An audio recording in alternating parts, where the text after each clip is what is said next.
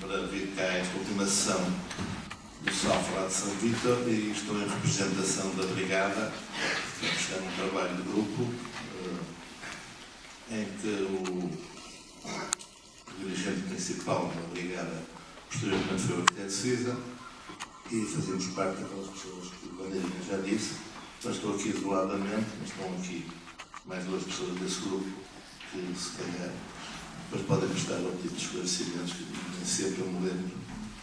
Que ontem ao organizar este conjunto de imagens, que são mais uma base, uma espécie de um álbum de colaboradores, aquelas imagens que há de primeira comunhão e tal, e juntei umas figuras para servir de suporte hoje a uma conversa não ser tão seca, como sabe o Zé. E então, a nossa ligação, digo nossa porque era fundamentalmente a Manela e a Roberta, apesar de haver outras pessoas, começa em 72, em que um dos trabalhos da escola foi fazer um centro cultural para as Fontinhas. Professores esses, Pedro Ramalho e Soutinho, Amarelo, se eu tiver com Alzheimer, e então foi fazer um preâmbulo bastante interessante sobre esse período da escola, posteriormente bastante criticado, mas hoje com alguma distância histórica. Eu acho que foram anos notáveis de aprendizagem e de uma pedagogia que hoje os alunos não têm acesso, deviam ter, e seria uma mais-valia para a formação do arquiteto da disciplina, como nós tivemos, e que duas filhas arquitetas, e tenho alguma pena que elas não tivessem passado por esse tipo de situações. Quando começa, como quando eu entrei, sem nenhuma formação de arquitetura, portanto fui contra a vontade da minha família para as belas artes e sem nenhuma grande formação de militância política. Eu tinha aquele sentimento contra o regime e contra a guerra colonial, mas sem nenhuma militância propriamente dita.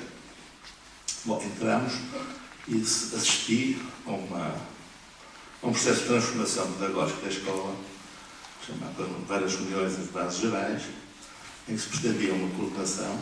Eu acho que, não sei se vocês sabem, mas é importante ter uma certa compreensão mais redonda do processo e não ser só o sal. E essa formação que nós tivemos, portanto, era uma informação pedagógica que não tinha a ver só com a disciplina, tinha a ver com outro tipo de disciplinas.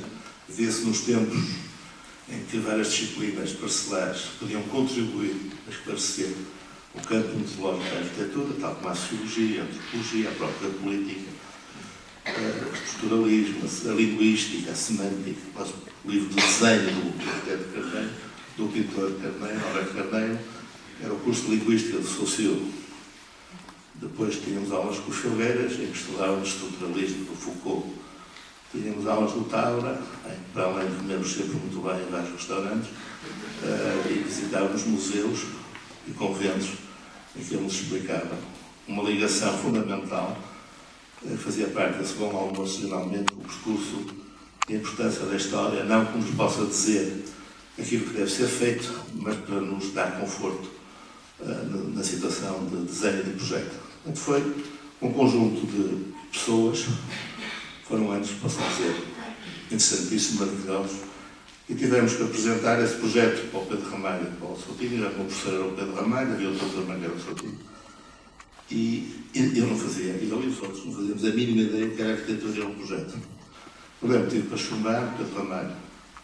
Eu inventava cortes, como se fossem pinturas, achava mais bonito assim, que não tinha correspondência, por exemplo, às plantas. E o Pedro Ramalho disse: bem, tens todas até à pasta, vais chumbar. E eu era boa notas nas biologias, nos desenhos e no Carneiro, e senti-me humilhado por chumbar. Então, o Adalberto trabalhava no CISA, na sua já, e disse-me: pá, Eduardo, tu tens que começar a fazer projetos, isto não é só conversa. E então, no pátio, um trabalho ao CISA, um outro arquiteto, não é de início, por ser um colaborador. Tu devias começar a fazer essa prática, senão depois corres estes riscos de poder chumbar, porque estás convencido que a arquitetura é um ato pensante, é um conceito, idealizar a arquitetura, e que não é um fenómeno real, concreto, ligado à vida das pessoas, ao comportamento do coletivo, da cidade. Bom, e realmente foi assim. Bem, entrei contrariado ao escritório do Noé, parece que eu fiquei amigo, e rapidamente, ao longo do desenvolvimento do projeto pelo Ramalho das Fontinhas, fomos tomando conhecimento, atravessando todos os dias, uma ou duas vezes São Vítor, para chegar ao local e tirar medidas, fotografias e por aí fora. Esse trabalho consistiu num percurso, numa ideia que veio da arquitetura, que era a quantidade, chega-se à qualidade, baseado numa determinada ideologia, materialismo dialético, em que a arquitetura era um processo linear que ia dar análise para a síntese. É uma idiotice completa, porque o próprio marxismo baseia-se no materialismo dialético e que há uma alternância entre as duas coisas. Bom, mas eu, na minha docência de aprendiz marxista, pensei que, analisando as Fontinhas, muito bem, poderia chegar a um bom projeto das Fontinhas. Agora podemos começar a mostrar algumas imagens.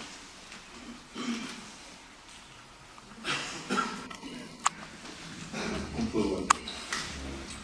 Bom, e aqui podemos ver que nessa análise tem interesse em que verificamos que a zona de São Vítor era uma quinta, neste momento em que está o asilo, temos aqui o jardim e a Rua das Fontinhas. Este trabalho foi vendido com a lapela, a Alameda, com as descrições do Cabelo Castelo Branco, este percurso. Depois a transformação desta quinta, que pertencia ao bispo, e começou a ser urbanizada. Uma frente de casas, e que depois, casas estas que se iam adequando à topografia, às plataformas dos seus jardins, e com a industrialização da zona oriental do Bonfim,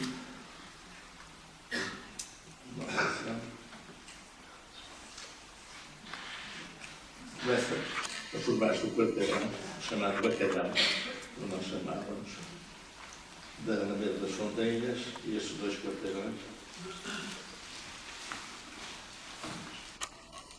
em que, acabado esse terceiro ano, 72, em 73, desenvolvemos tudo sobre as ilhas de São Vítor, esse primeiro contacto que tivemos ao fazer o projeto das Fontinhas. E então, sempre na mesma ideologia, a partir do quantitativo para o qualitativo, começamos a fazer um inventário, um inquérito às ilhas. Quantas ilhas havia, uma classificação, bom estado, mau estado. Eu sempre vi na esperança que depois, através dessa observação rigorosa e científica, pudéssemos chegar um dia, quando os meios fossem possíveis, a um bom projeto. Bom, entretanto, em 73, tivemos contato com várias pessoas, já havia embriões da associação, já havia contestação em relação às populações, em relação à Câmara, que pretendia continuar a ser os bairros camarários, e havia uma espécie de slogan de devemos continuar neste sítio, não nestas condições, mas isto faz parte da nossa vida cotidiana, da nossa cultura e identidade, e não queremos ir para a periferia habitar no sítio desconhecido, deslocados do resto das pessoas com quem sempre vivemos. E então, nesse relatório, esse inquérito, não sei onde está, deve haver, era um conjunto de desenhos e de fichas, número de filhos, número de pessoas, as primas, cunhados, quantos médicos, bem foi. Bom, fizemos a classificação das ilhas, em que havia uma noção do resto da cidade, quem não vive aqui, que parecia que as coisas não eram assim tão más como isso. Havia um certo paternalismo, uma visão romântica, assim como a caridade, quer dizer, que as pessoas pobrezinhas têm que se dar esmolas para eles viverem melhor e por aí fora. E havia esta visão romântica que as ilhas não eram assim tão mal como isso, porque aparentemente tinha uma certa fachada com dignidade. E depois por dentro tinha estar airoso, com vasos, limpinho, e que havia uma relação comunitária entre as pessoas, e isto podia ser um modelo a seguir.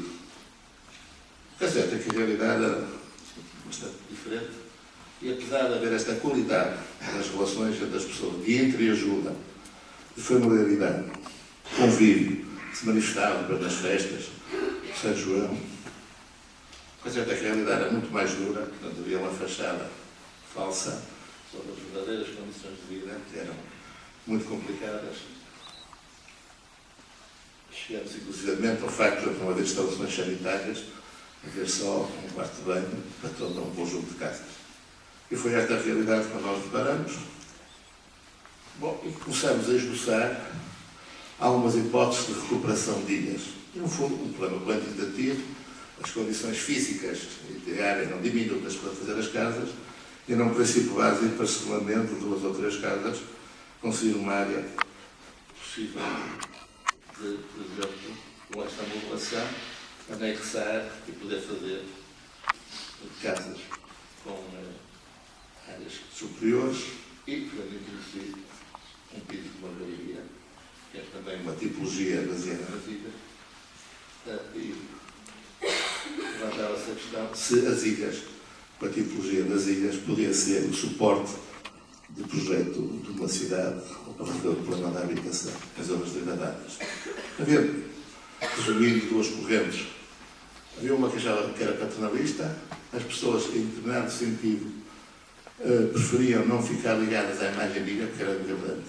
Mas se dizia, eu moro na ilha tal, dizia-se, eu moro no bairro tal. E outra corrente que defendia que a ilha podia ser um suporte, pressuposto metodológico, para se renovar os centros históricos e parte dessa cidade. Esta discussão já vinha de trás, e pode-se dizer que já vinha também do Barreiro, quando foi entregue ao arquiteto Tábua, e havia uma renovação, um pressuposto de renovar o Barreiro, sob o ponto de vista quase de cenográfico. Era interessante, era engraçado, podia-se depois fazer uns restaurantes típicos, e as pessoas, portanto, iam para o bairro dos Camarados, na tua Leixo, o Leixo está cheio de pessoas do Barreiro e do Ribeiro. E o Tábua pôs sempre a isso, homem inteligente, que não tem nada a ver com ideologias políticas, mas percebendo que a arquitetura não é um fenómeno artificial e que está ligado às pessoas e à vida, e, portanto, é uma espécie de mineralização desses comportamentos. Portanto, e havia essa introdução, Tábua, como foi o nosso professor, chamava sempre a atenção sobre esse perigo de um pitoresco de tratar este tipo de situações. Bom, sendo esta a ideia de várias casas de ilha se transformarem em novas casas, é certo que de metade das casas tinham que sair e metade das pessoas e havia que colocá-las. Então era preciso encontrar zonas onde fosse possível construir e que fizessem depois a deslocação dessas pessoas para novas casas para se poder renovar as outras. Na Senhora das Dores, a Câmara tinha feito um projeto de higienização em que foi demolidas várias ilhas e pretendia fazer um parque de estacionamento. Portanto, quando nós chegávamos, havia este levantamento, estes quarteirões de muros de pedra das antigas ilhas, e aí estamos em 74 e está-se o 25 de Abril, portanto, todo esta consciência, quer sob o ponto de vista pedagógico da escola, quer das pessoas que estavam ligadas e contestando um planeamento da Câmara de Vários Camarados. Juntaram-se essas vontades e havia a possibilidade de haver um suporte legal, já havia fascismo, entre aspas, tinha acabado, não foi assim tão fácil, mas havia esse suporte. Entretanto, tudo aquilo que havia de uma vontade de querer alterar as situações, da nossa parte, nos estudantes de arquitetura, sempre vislumbrando uma nova arquitetura, porque só poderia chegar através do novo homem, uma nova sociedade. Havia uma oportunidade, é agora, e das pessoas que começaram a ter maior credibilidade na sua contestação. E então começou-se a lutar pela posse administrativa destes terrenos, que, se pertencessem à associação, poderiam ser a base das novas casas, que permitia a deslocação das pessoas e depois a renovação das ilhas do chamado Bacalhau Santo. Bom, acontece, sai o decreto da Fundação do Sol, nós tínhamos pressupostos de que podíamos avançar, conhecíamos a situação e só faltava, como dizia o Almada, está tudo pronto, só falta fazer a revolução. Então agora estava tudo pronto a voltar a fazer os projetos. E nós não sabíamos fazer. Tínhamos uma aprendizagem no quarto ano em que ninguém desenhava. Portanto, quer eu, quer o Adalberto e a Manela, tínhamos um processo de aprendizagem discursivo e, quando na hora da verdade, cortes, alçados e plantas, era como se fosse de chinês. Então, fizemos uma reunião e dissemos assim: temos de tratar o assunto e nós arranjamos um arquiteto que possa fazer as casas, porque a associação estava formada, estava consolidada, havia o decreto de contas de que desde que se provasse podia-se avançar com projetos e havia subsídios, e precisávamos de um projeto. E disse: bem, então vamos buscar o Ronaldo. O Ronaldo é arquitetura muito confiável, o melhor de todos, é o Cid. O Roberto já trabalhava no Cid e fomos os 3 ou os 4 ao escritório de Cid numa embaixada, explicamos já que não era professor da escola, estava afastado do ensino e do ensino. E é mais ou menos acompanhado, porque eu trabalhava no EE, em frente ao CISA, e o Adalberto trabalhava no CISA, e o CISA, evidente que se interessando, e fazia parte do grupo